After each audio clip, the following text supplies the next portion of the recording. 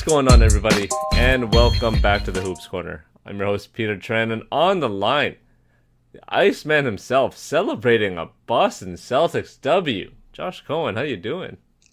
I mean, I'm definitely not celebrating the win because I hate the Boston Celtics, but I guess I'm celebrating being correct. Because on our last podcast, I called Boston, I think I said Boston in 4 actually, but I think I was debating between Boston in 4 and Boston in 5, and our buddy Raj said, what did he say, like Mavericks in 6, I think? He said Mavs in 6. He got caught up in the moment like a lot of people. Oh my goodness. Hey, don't worry about it though. Luka and Kyrie, the best backcourt ever. Yeah, clearly. Not quite there yet. Maybe next year. What a dumb narrative, man. Win something before you get that claim. I mean, Jesus. They always made like the claim of being the most talented, and there's really no way of gauging that. Like a lot of different things in sports, honestly. And yeah, like they're not quite. It's about accomplishments, right? It's about what you do on the court. It's not about what you could do on the court. And I mean, it's not necessarily their fault. Like it's a lot of Kyrie's fault, obviously. But yeah, it's necessarily their fault. Yes, it is. Come on, man. Yeah, the other guys were not the greatest either, though. But we'll get into that. No, but the whole narrative was so whack because we just finished off this like Golden State dynasty of literally the best backcourt ever, and everyone just forgot about them, seemingly overnight. Unfortunately, And it looks like they're about to split up now too. So, Klay Thompson unfollowing the Warriors on the Instagrams. How about that? Building that leverage. Good for him, man.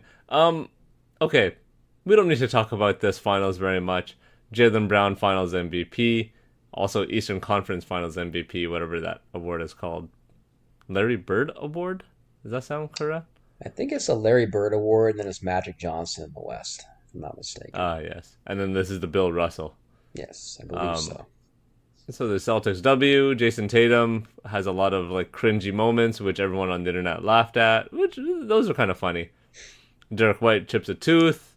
Drew Holiday once again is claimed as the most important, significant role player, glue guy in the league.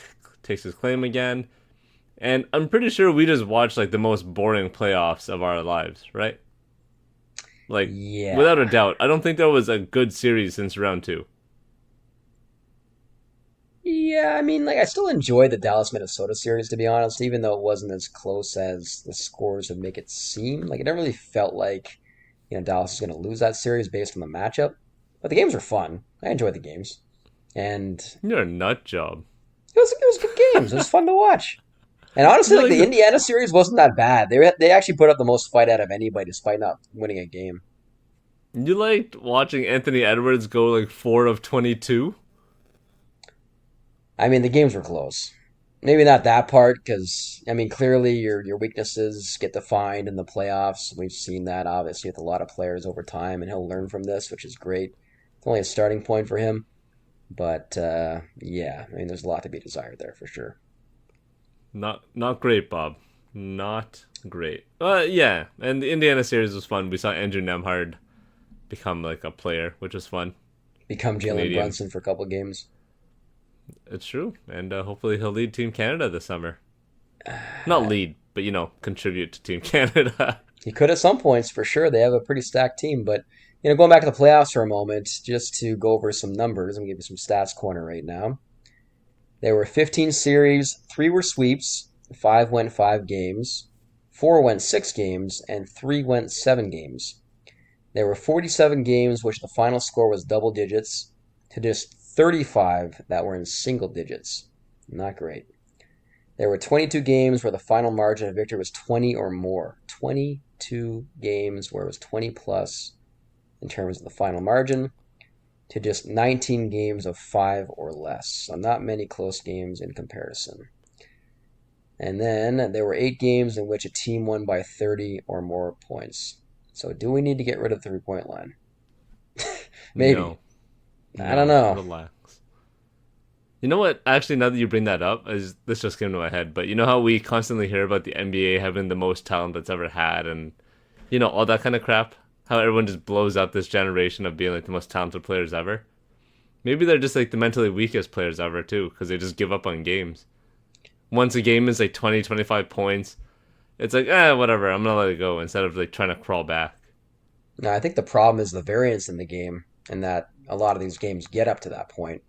I think there's a lot of comebacks if you look at it, over the course of time, but the fact that there is so many games that get up to 15 or 20 point leads versus in the past where teams didn't shoot as many threes, there wasn't as much variance. Teams ran different sets that differentiated themselves from other teams, and there wasn't as much space on the court, obviously, based on the configuration that they had in playing a power forward who couldn't shoot. So there needs to be like a medium there. I'm not sure what they're going to do to get there, but I know getting rid of the 3-point line is extreme, obviously, but It's I never think it going to would happen. help, honestly. It's never going to happen. I know it's never going to Let's happen. keep things but realistic here. It would be nice. Come on, man. You know that's never going to happen. It would improve the game, though, if you look at it, honestly. No, it wouldn't. I think it would. Why? Why would that improve the game? Just because you have a bunch of guys taking middies instead of threes now? It doesn't need to be mid-range shots. I think if the line isn't there, you can still space out correctly in a way that makes sense, and the games will be closer because everything's a 2-point shot. We're getting off on a tangent here. So. Hold on. No. So when you're playing pickup, would you rather games be played where everything is worth 1 instead of 2s and 1s? Not necessarily. That's what you're telling me. But No, that's exactly what you're telling me. no, I'm saying I wouldn't actually approve of that. I wouldn't like to play in that type of game, honestly. For me, obviously, but we're not shooting just exclusively threes like a lot of these teams, like Boston, do. Right? They're just hunting threes the entire time, just to give themselves a math advantage. And I just feel like basketball has gone way too far in that direction. Whatever, man. Congratulations to the Boston Celtics. You outmathed the world and had the easiest. I don't want to take it away from them because they won and they just, you play who is in front of you, but you won the most boring playoffs ever. I mean, their basic strategy was, limit alley-oops and limit corner threes. And they did that. And because they did that, Dallas didn't shoot nearly as many threes as Boston, and Boston shot a lot more threes than Dallas. Boston hit a lot more threes than Dallas, and Boston won. Also, yes, but Dallas was never going to win this series. They were, severely out-talented. PJ Washington had one good series this playoff run, and everyone made him... We literally had people on this podcast say that he's the next Robert Horry because he had one good series. Come on, man.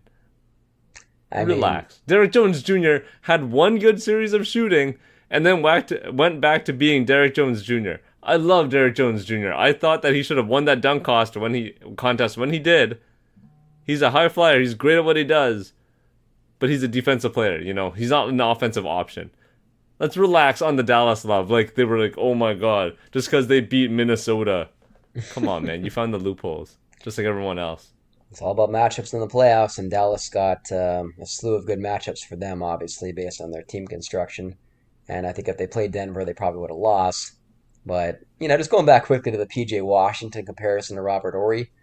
Robert Horry was extremely inconsistent from the Lakers years onward. He had memorable moments, obviously. He was. I watched all those games. He was extremely inconsistent. From the Lakers years onwards, after he won 5 championships? Come on. Yeah, but look who he's playing with. Come on. It doesn't matter. So you're saying that... No, you're saying that San Antonio Spurs, Robert Horry was inconsistent.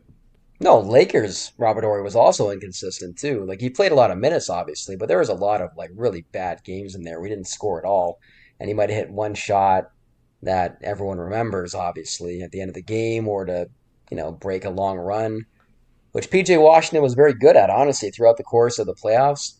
He had a lot of shots that broke a lot of key runs that were allowed Dallas to be a really good road team, especially. So, and defensively, he was good throughout. So I'm not going to disparage P.J. Washington because he had an overall good run in the playoffs. He had a couple cold streaks, obviously, the 3-point shooting, but overall, I'd say he had a pretty good performance. Yeah, he was fine. I'm just saying he wasn't Boston Celtics caliber player. No, of course. I mean, as many people mentioned before the series, including us, Boston had 6 of the top 8 players, right? Maybe 7 with Hauser. I was going to say 6 of the top 7 players in that series. Wow. After the result. going into it. Yeah. I mean, Yeah. Kyrie was good in 1.5 games in the series, I guess. Was it a whole 1.5? Yeah, I thought it was maybe one. one and I don't know, a third, 1.25, 5 quarters out of however many. 28% of the second game in Dallas. Something like that. Oy, man, what a brutal, brutal series. Well, whatever. We get to look onto the draft and trades. We like trades, don't we? We love trades, and the fact that it's Oh, already happened man. is a very good sign of things to come, I think. June 20th. That's pretty early for trade season to start. We saw today another Woj bomb. Haven't seen one of those in about 4 days. Alex Caruso has been traded for Josh Giddey. Caruso going to OKC, providing them with literally what everyone thought they needed, and a good wing player, shoots threes, excellent defender, like a top tier defender, smart veteran player, been around the league, won a championship already. Basically what they wanted Gordon Hayward to be. I think it's more than that, honestly. Like, I think they have an option now where they can, take Lou Dort off the court, and now they have Alex Caruso, right? And they still have Kason Wallace too. Like, they're building a team of guys that can really rotate defensively, and they have two of the best on-ball defenders in the NBA now. So they're sort of building their own like young version of Boston, right? Like you have the two wing players, if you want to call SGA a wing. He's a pretty tall player, obviously. He's But a you have, wing. yeah, I mean, you have SGA, you have Jay Will, and then you have Chet Holmgren, Porzingis, right? And now you have Alex Caruso, who's not Derek White level, obviously, but he provides a lot of the same stuff on defense. He's probably better on defense than Derek White. And just a matter of, I mean, they have so much depth, they can probably keep him healthy over the course of the regular season. That's the biggest thing with Caruso. When he plays 25 minutes, he's just going to break down. So you have to keep him between 15 and 20 minutes throughout the season. And then in the playoffs, you can unleash him a little bit as the course of the playoffs goes along. And you can play him as one of your guys in their, ending lineups at the end of games. And that's going to be huge for them. And the way that they play, too, they're so frenetic. They're a team that loves to go for steals, that, gambles defensively and has a trust of their teammates behind them to make the correct rotations. They're sort of like what, Toronto was the year after they traded Kawhi, where they were just all over the Mm, court, and you'd wonder how like these guys even make it through a season based on how they rotate every game and how much they run. That's sort of what OKC is right now, but OKC has a better collection of defensive talent, obviously. yeah, and it's just pure chaos, right? You push, you push, you push, and then just hope that the offensive team, whoever it is, just screws up. And half the time it works, And it's realistically. extremely difficult playing against that, obviously, for 48 minutes. And now they have another guy who can, play 20 to 25 minutes a game and maintain that level of, consistency throughout, the defensive end, the high level of play, just being able to play hard and, get stops on the defensive end, just be in your face the entire time. It's just going to tire the other team out, obviously. And you really have no weak points on defense. Just a matter of can you play Dort and Caruso on the court together? Maybe not, but I don't think OKC is done either. Like one guy I thought they would go after, before it was brought up in the media recently, was Danny Avdia. They just need a power forward who is able to rebound and then provide that same type of defensive versatility as a guy they could have gotten at the deadline, which is PJ Washington, right? Something like that. A guy that makes between 15 to 25 million because OKC has cap space right now with their top, I guess, two out of their three guys, since SGA is about to get paid, that don't need to get paid for another year or two, I believe, depending on who you're looking at. I think Chet is 2 years from now, Jay Will is 1 year from now. So they have this very small window this offseason to be able to add really good talent and, fill up their cap before all these guys are eventually up for extensions. Yeah, yeah, yeah. OKC is going to be lethal. What did the Bulls get out of this? Like, why do you want Giddy on your team? I think if you're It seems another, like they. Sorry, it seems like they could have gotten more, right? Like, it was a straight player for player trade. You don't think Caruso could have gotten you like a draft pick as well? I guess it depends what you're looking for, right? Because if you're looking for a draft pick in this specific draft, how many guys in this draft project to be better than Josh Giddey? Right? He's still only 21 years old, I believe. And when he 21 or has, 22. yeah, I mean, he's still a very young player, and he has shown like really good flashes, especially last year, obviously, when he was given the ball and he was, provided with opportunity to be a pick and roll ball handler. So I think what they're hoping now is I'm pretty sure this is them saying that DeMar DeRozan's not coming back. You would think because having him and Giddey on the same team just don't make any sense. But now you're losing DeRozan for nothing unless you sign and trade him, which there's a lot of different new CBA rules that go into that. So I'm not going to get into that, obviously. But I think the biggest thing, if you're looking at it from another team's perspective, is you can now swoop in and get Zach LaVine pretty much for free, or have Chicago give you something back with him, and you could potentially get like a Porzingis type haul, where Boston got Porzingis and 2 first-round picks. It's not the same in terms of like the value because honestly, I thought like that trade made no sense because Porzingis was really good the year before and he averaged like 24 points per game and played the most games that he's ever Yep. played. Whereas Mm-hmm. Levine's coming off a year where obviously he didn't play that many games. He's probably a negative asset at this point. He has to be. And you would think Chicago's going to attach at least a couple second round picks to him in order to get rid of him. I mean, he's getting like a big contract, isn't he? He's like 30 or 40 million. Yeah, I think he has 2 or 3 years left at a pretty high number between 35 and 40 million, if I'm not mistaken. I mean, it's kind of hard for a team right now that needs a wing scorer like that, right? And he's not exactly a defensive stalwart. He's not uh, your idea of a perfect teammate, or far from it. So it's kind of hard to see where he would fit like naturally. You know what I mean? Do you want to put him in a winning situation like, I don't know, let's say Milwaukee, for example. I know you got to make the numbers work and whatever, but would you put him beside Dame and Giannis? Not really, because then he'd be beside Dame, and that backcourt is going to get destroyed. You gonna put him in Philly? Have him with Maxey and Embiid? Yeah, maybe he could be that wing scorer that they need, but again, same thing. Defensively, with Maxey and Levine, you're kind of small in the backcourt. Yeah, I mean, he Miami, has three yeah. years left, and he's at 43, 45, then 48. And the last year's a player option, Whew. and I don't think he's going to be turning down 48 million unless he just breaks out and has a couple of really good years and is actually healthy, which is pretty unlikely. And those three things are pretty unlikely. So, um, yeah, I mean, a team like Philadelphia sort of made sense if Caruso was part of the package, and you ended up not getting Paul George, obviously, and it seems like they're not going to. So maybe this is their last resort, and they trade for Zach LaVine and hope to, create like a reclamation project with him. Because, the ideal version of Zach LaVine can be a really, really good 2B, maybe probably like a third option, honestly. And if he actually plays the game, like he's actually really effective when he is healthy and he does play. And he's a really good on-ball defender. He just has no clue off the ball, which is pretty key when you're playing a team defensive strategy, which most teams do. So Yeah, yeah. This whole single person defensive strategy doesn't tend to work so well. yeah, unless you're Not these Boston, days, you at can least. switch. So Yeah, and not many teams are built like the Celtics.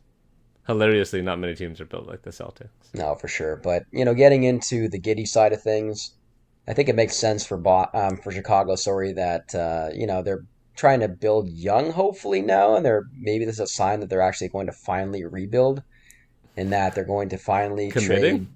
Wow. Maybe. I mean, the thing is though, like if you're gonna do that, you got to get rid of everybody. Like Vooch has got to go. Obviously, you're probably not going to find a trade for Alonzo based on his current situation. I'm not sure how many years he has left. Maybe he's an expiring where you can trade him at the deadline potentially and get something No, I back. think he's got. I think Lonzo's got like 2 more years. Yikes. That is a Yeah, bad Lonzo's contract. not going anywhere. But you're right. If you're gonna do this, I mean, you have to really fully commit. That means Demar's got to go. That means Levine's got to go. Vooch. Um, that's pretty much like the main three that you want to get rid of, right? Like you still want to keep Kobe White around to build with. You want to keep Patrick Williams to see if he has anything that can turn into something real, which he showed like glimpses of last year. You should just run with the young guys and see what happens. I don't know if they, it's a lot to commit to, is what I'm trying to get at. No, for sure. And Lonzo is actually going into his last year of his contract at 20 plus $1 million next year. So again, like maybe you can turn his contract into something at the trade deadline. Try to, maybe attach something to him and get a contract or get a player that has a contract for 2 or 3 years at a number that's somewhat reasonable, that has some value. But hopefully for Bulls fans, this is a sign for them to actually rebuild, something they've been asking for forever, really now. And Patrick Williams, I'm not sure what is going to happen with him. Honestly, he's shown flashes last year. He's shown some, good ability off the ball at times. He's shown he's a really good defensive player, but he's one of the most inconsistent players in the NBA. So, what do you do with him going into his first potentially major contract, right? I'm not sure what you do with that. He's a restricted free agent now, and he's going to be asking for 20 plus $1 million based on his player archetype.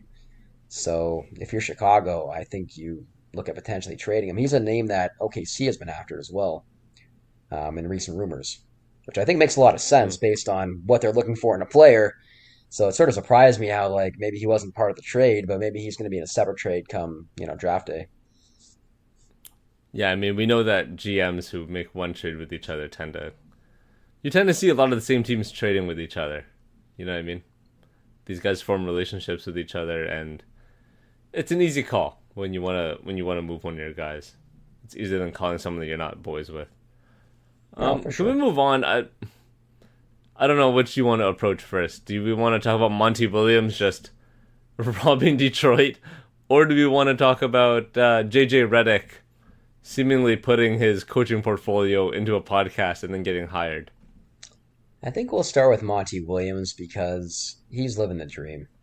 He's living the I dream that was we all want to live. I was hoping you would say that. Monty Williams didn't even want to be in Detroit last year. He literally told them, "I don't want the job." And what did they do? They brought more cash, baby. Gave this man 6 years of guaranteed payments. And after a year, they booted his ass out. And, I mean, you got a new GM. You kind of want to do you want to make the team your own way. But, whew, good for Monty. That's all I can say. Just good for you, man. Get your money. I think it's a good sign for the Detroit fans that ownership chose to make this decision after making a terrible decision last offseason with Monty basically telling them like, I don't want to move from LA. You're not going to convince me.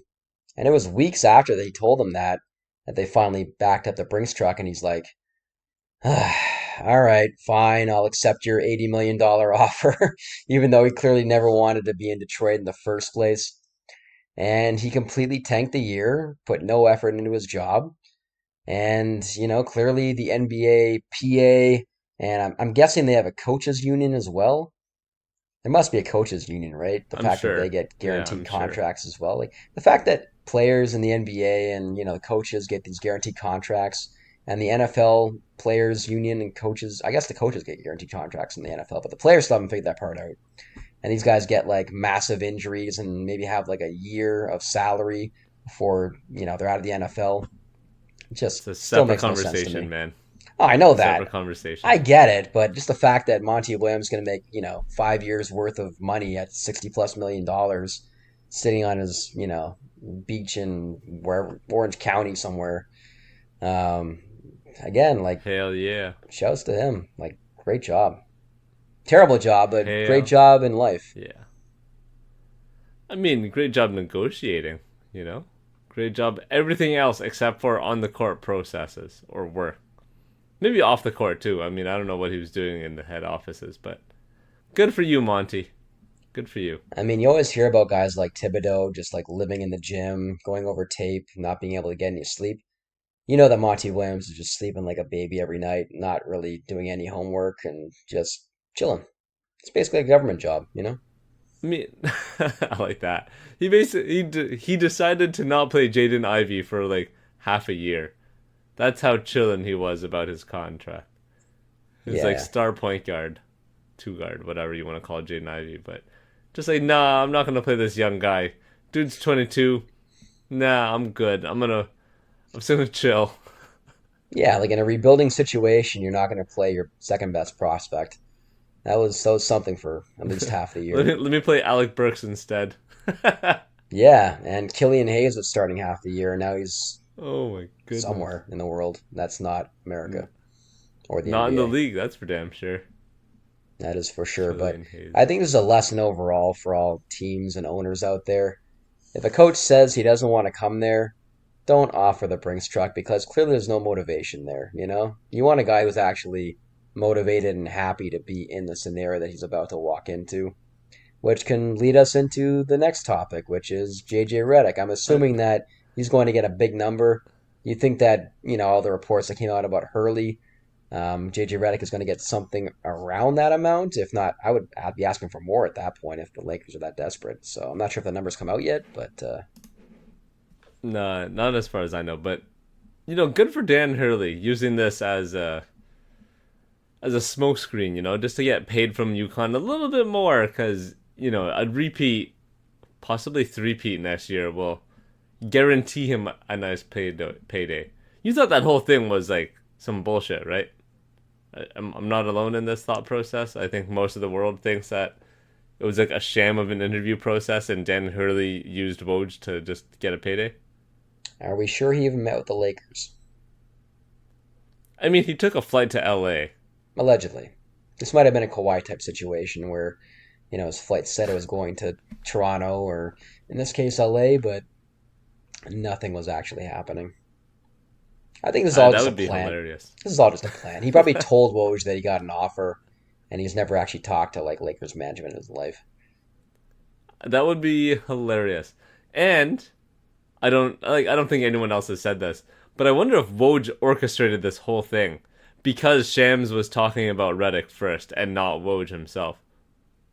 Woj is like, "Hey, I got this. Hurley, let me throw your name out there. We're boys." Throws his name out there, sort of gets like the heat off of Shams. No one's really paying attention to Shams. They're just like, "Hey, what are you talking about? JJ Redick's not up for the job. He's not going to win this." And then bang, Dan Hurley doesn't take the job. Also a Woj bomb. Bang, JJ Redick's pod. Or JJ Redick gets the job. Woj bomb. I mean, it's ESPN possible. teammate here. You Yeah, I know? mean, because he knows that the Lakers or any type of team management can't really come out and say anything in that scenario. You're sort of tied. Your hands are tied at that point because Mm-hmm. you can't come out and say, no, I'm not doing this, or yes, I am doing this, because that's not what teams do. That's why we don't get any video from, I mean, besides, the Sacramento War Room back in the day with the Ringer, where we got an inside look as to how their war room was and what their thought process is. Like, that stuff is, like, super interesting to me. And it's too bad more Oh, I teams would are love it. not into that. But in this scenario, like, there's absolutely nothing you can do, right? That's Mm-hmm. like being in the middle of an argument with somebody in front of like all your friends in high school and them like calling you a virgin or something, and you're like, I don't know how I respond to this. Well, no, I'm not, right? So I I think give Woj up. probably made it up, honestly. See, that's what I'm saying. That's what I'm saying, man. It's all a Woj, like, mindfuck. Just to get the numbers.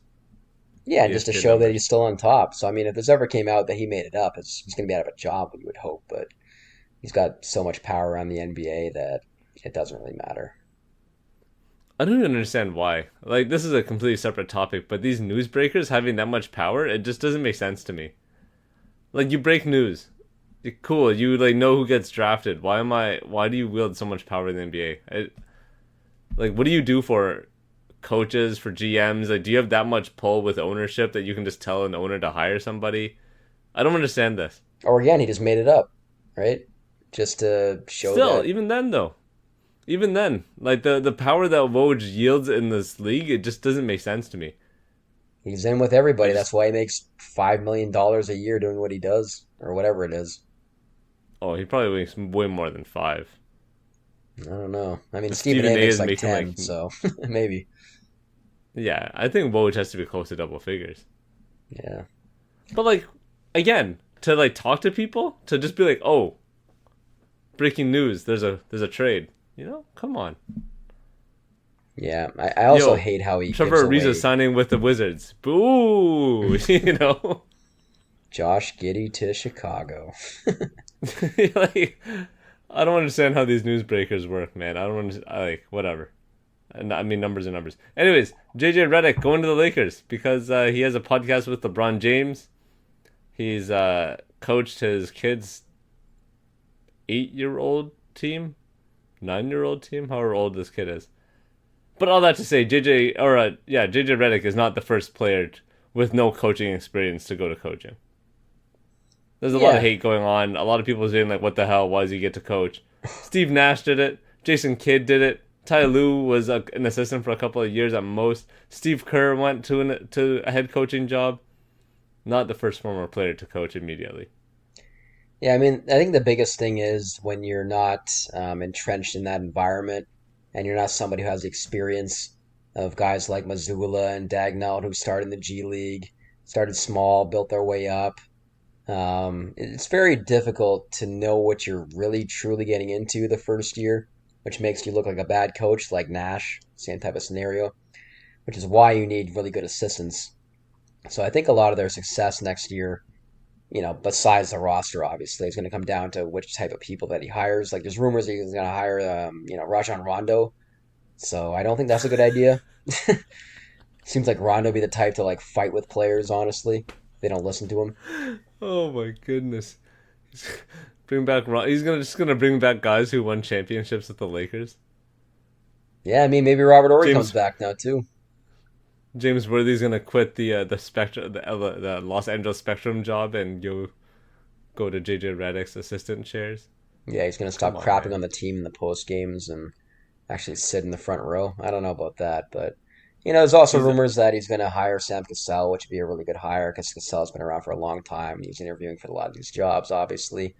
So if he can surround himself with people that have worked in the NBA and worked as assistant coaches for a long time and actually knows what goes into it, then that's going to be, very key, obviously. I think that's the goal, right? You surround yourself with as much experience as possible. Kind of like what Nash did. Except, Steve Nash had Kyrie Irving and KD just turn on him at the blink of an eye. Yeah. Whereas hopefully JJ Redick does not sour his friendship with LeBron. I think the biggest question is, now that they have Redick, what type of team are they going to build around? You assume LeBron comes back. Both him and Anthony Davis now, because, with the way that JJ Redick talks about the game on his podcast, you would think that he wants to build, if not a 5-out offense, an offense that revolves around Anthony Davis and then 4 players around him on the perimeter. And you can't really do that if you have, certain players that the Lakers have on their roster right now in the game. Even a guy like Rui Hachimura, he hasn't really improved his 3-point shot that much. So do they go over, major roster overhaul in the offseason based on what JJ wants to see on the court? What do you think? Maybe they'll get Paul George. Huh? Paul George, a free agent. Do that, though. I don't know. That's Paul George is a free agent. What do you mean? Well, they'd have to trade for him, right? And there's so many new rules with the CBA. I don't think you can. I think it has to be a straight 1-for-1 deal based on the Clippers being, over the tax and in the apron, right? Second apron. I think the dollars have to match like dollar for dollar. I think it has to be a 1-for-1 in a sign and trade. I think there's some rules like that. It's very complicated, obviously. I don't know the exact rule with that, but yeah. And I really doubt the Lakers are going to trade with the Clippers anyway. The Clippers are not going to give anybody to them. That's all I really want to see is they don't even walk down the hallways anymore because the Clippers will have a new stadium. Yeah, there's no way the Clippers are going to give away the second best player to a team that's now a lot further away from them, but they're going into a new arena, obviously. And what's funny to me is he's a free agent, though.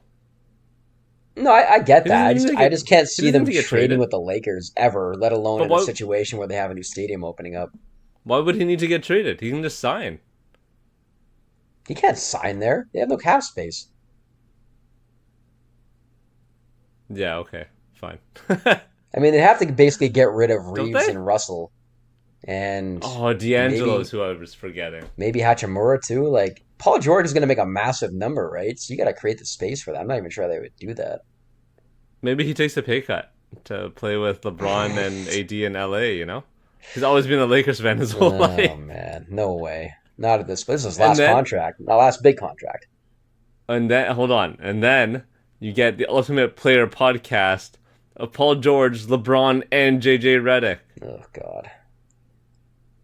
Yeah, I can't really stand Paul George on podcasts. He's sort of like he's not quite Patrick Beverly level to me, but he's up there. And No. his co-host is absolutely terrible too. If he's on the show too, like I'm out. That comedian guy, I'm not sure what his name is, but he's terrible. I mean, I'm not his biggest fan, but I enjoy PG's podcast, man. I like listening to Paul George. I will say though, I am gonna miss JJ Redick's podcast. It was very good. Very good content. He's a lot better in podcast form than he is on TV. So, Yeah. At When this he's point, freewheeling as a podcaster with like Legler and those two guys from the Dunker Spot. When I think those he's just guys are better going, with players. oh Like when man, he has players as guests, he's very good with that. But now that he's a coach, he's yeah, not gonna be able to interview anybody. So, how many times does he podcast per month now? Maybe one, if that. at most. I mean, And it's only going to be Lakers players. It's going to be so boring. yeah, maybe just continue with the LeBron podcast, right? Oh my god, it's going to be unbearable. They're gonna go replace from their recent loss against the, Utah Jazz in the middle of February. Or they're just going to bitch about it and get fined constantly. Yeah, one or the other. But is this going to point the Lakers in the right direction? Probably not. They're still going to be like a middling team, I think. There's no way for them to really improve that much in the offseason, you would think. Unless they make a major I don't trade. even know. I don't even know what the right direction is. You know what I mean? I think like, you have to. What do you aim for as the Lakers now? Playoffs? I mean, Higher tier playoff team? yeah, I mean, you have to still go for the playoffs and then hope that LeBron and AD can put you over the top if you get the right matchups, sort of like the Dallas Mavericks blueprint, and you hope to get the right matchups in the playoffs, make it to the finals, and then at that point, you hope that you have the best player in the series, whether that's AD or LeBron, against whoever you play in the East, which is most likely going to be Boston. But I think the Lakers have to take like a massive swing in the offseason. Obviously, Trae Young is the number one name on their list, but maybe they become the Zach LaVine team and hope that that works out. Who knows? Man, if JJ Redick is gonna need to find guys with high IQ and intensity and all that kind of stuff like he always talks about, Trae Young and Zach LaVine are gonna make this dude quit by the All-Star break. That's it. That's not I gonna would not last. be surprised.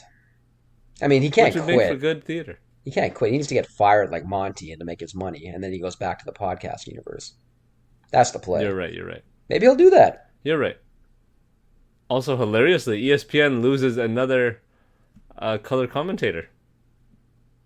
Lost JJ, lost Doc Rivers halfway through the year to go to Milwaukee. Who do they find next? You know, Bring back. I was Oh, really Jeffrey Gundy's gone. that was my name. I was really hoping that Van Gundy would just go back to broadcasting, but unfortunately, he's going to be the lead assistant now with the Clippers. So, yeah, they have a major void, and they have the biggest package out of all the TV networks. And maybe they can get a guy like Jamal Crawford to come over if they offer him a big bag. He was very good in the Oh playoffs, man, honestly. Jamal Crawford and Mike Breen would be quite the combo. Yeah, that'd be fun. They got to stop with Yeah, the three-person booths, though, and four-people booths. Like, it's just ridiculous. four is insane. Four is insane. Three is too Three much. could Three is could only good work, when you have the but right chemistry. yeah. And Doris Burke provided not the best chemistry this year, and I love Doris Burke. I've always been a big fan, but this year was just not her finest performance. No, I blame it on Doc. I blame it on Doc Rivers for leaving. yeah, I agree. I mean, she's an analyst at heart, and she has a hard time conversing back and forth. She's better off just like breaking the game down. So, three-person booth does not work with her. Yeah, yeah. Screw Doc Rivers. Yeah. You got any stats corner? Or are we moving on here?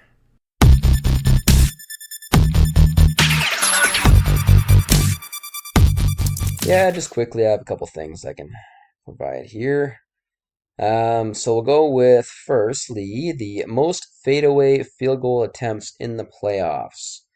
Do you want to guess the total amount, or do you want to guess the overall percentage of high usage guys that took the most fadeaways in the playoffs? Let's go amount. Okay, so who was the top five in terms of Well, shots? Luca, I'm assuming. 75 attempts. Can you guess what his field goal percentage was on I fadeaways? don't know. 38. 33%. 33. You wouldn't think that based on like when you watch him play, he Uh, seems to hit that little Dirk fadeaway often. But no, you would think that if you watched all of his games. Like, come on, man. yeah, if you're talking step He's a backs, sure. highlight But player. fadeaways, like he was, it seemed like he was doing okay in the playoffs. But Not not when Dallas got to him. Or OKC for that matter. that Talk is about true. Alex Caruso, but Lou Dort was destroying Luca out there. Now you have two guys that can go on Luca at least. All Yep. right, who's your other four in top five? Is Kyrie in there? Number five, he took 34 attempts. So Luca had 75, Kyrie had 34. What was his Jesus. percentage? I don't know. Let's say 35. 50. Oh, should have 50%. done that more. Pascal Siakam? Yes, he had 35 attempts. Oh, yeah. What was his That's percentage? got to be high field goal percentage, though. That's got to be like 40, 42. 63%. Automatic. Spicy, man. No wonder he got paid. No Good for kidding. Spicy, man. No kidding. So we got two more? Got two more. One was in the finals, the other one was out in the second round. In the finals? Tatum? Number two, 44 attempts. I honestly didn't expect him to be here. Let's go with 39%. 36. Pretty close. Hmm. And And second round player, you say? yes, very, very high usage. Jokic? No. Oh, He was way high down the usage. list. He only had 18 attempts. He was 33% from the field, so 6 out of 18. Yeah, he was not very efficient. Second round. Who made it to second round? Denver, OKC, Shea. Correct. 56% on 34 attempts. So Shea and Pascal. Yes, sir. And quickly, we'll do one more. Most step back 3-point attempts since we brought that up in the playoffs. Can you guess? We'll do the top five again. I mean, it's got to be Luca as usual. He had, I think, four times the amount of anybody else at 119 step back threes overall. Can you guess his What the fuck? percentage? I don't know, like 14. Close, 32. Oh my goodness. Tatum, Number two at 43 attempts. 43. That's got to be like 25%. Close, 23. Pretty close. 23. Wow. And next guy was out Uh, in the conference finals. 3-point chuckers? Halliburton? Yep, Halliburton at 37 attempts. He was at 38%. And then you have one Oh, it's way more. harder than I thought. Yeah, he was actually all right. And then you have one more in the conference finals, and you have the guy you've already named who was out in the second round. Who did I name that was out in the second round already? Shea? Number four, 25 3-point step back attempts. Can you guess what his percentage was? This one's sort of surprising. 45. 60. Jesus. I mean, he's a fadeaway Oh my god, and he's also better at God. three-pointers on step back variety, even though it doesn't seem that way. He doesn't take that many, I mean, but OKC's whole thing was great shots, not volume, right? So yep. kind of made sense that he only pulled it out when he really needed it. And he hit him. And the Yeah. last guy was Anthony Edwards at 25 attempts, and he was at 36% on step back three. So not bad, Higher than I thought it would be. for sure. Oh man, what are we gonna do for Stats Corner in the summer? You're gonna take me back to 2004? I mean, it might just become like free agent trivia or something. I don't know. Oh Free agent man, stats. free agent stats. It's all gonna be about Paul George. I can't wait. Oh, God. Let's hope that Or doesn't carry on Tobias forever. Harris. Or all of pretty much like 95% of the Philadelphia 76ers roster. Okay, just quickly, what range do you think Tobias Harris is going to be in? Do you think that all the cap space teams are just going to say no to him, and then he ends up in like the MLE range, making 13 to 15? Yeah, or one of the crappier teams will offer him somewhere between 15 to 20. Like Like I don't want to Detroit. say Atlanta, but Atlanta-esque team. Yeah, Like give a him. young team with cap space. Could be Detroit, but I don't think Detroit goes back to Tobias because they already went through the Toby experience, you know? I mean, if it's not them, I'm not really sure who it is because like, Hu- who else could it be? Houston? No, I mean they already have Walker, right? Not Walker, sorry. Jabari. Jabari, Yeah, yeah, yeah. Jabari Smith. Yeah, yeah.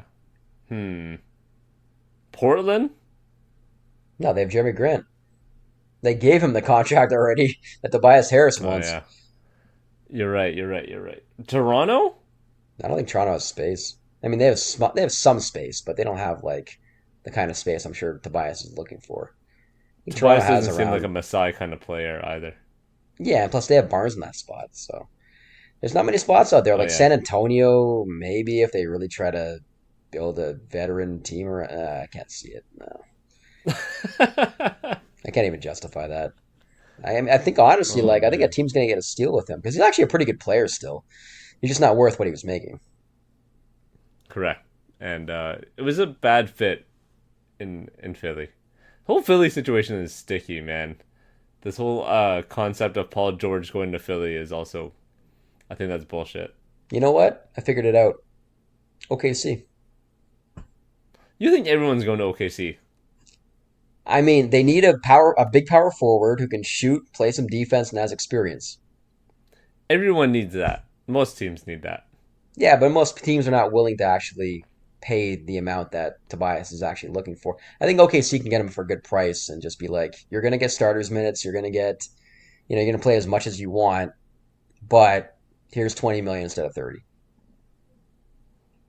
And he goes into a winning environment. He can, showcase himself as like a star in his role, sort of like Aaron Gordon did. I think it Yeah. works. I think it works. Imagine if the Lakers didn't have Rui but had Tobias Harris instead. Would that make much of a difference? I don't know. Probably not. No, probably not. Probably not. All right, let's call it here. I want to thank everyone for listening. Please remember to rate and subscribe. We're on all your major podcast platforms. On all the socials at Hoops Corner Pod. I'm talking TikTok, X, Instagram, Facebook, YouTube. That's the last one I was trying to think of. And until next time, peace.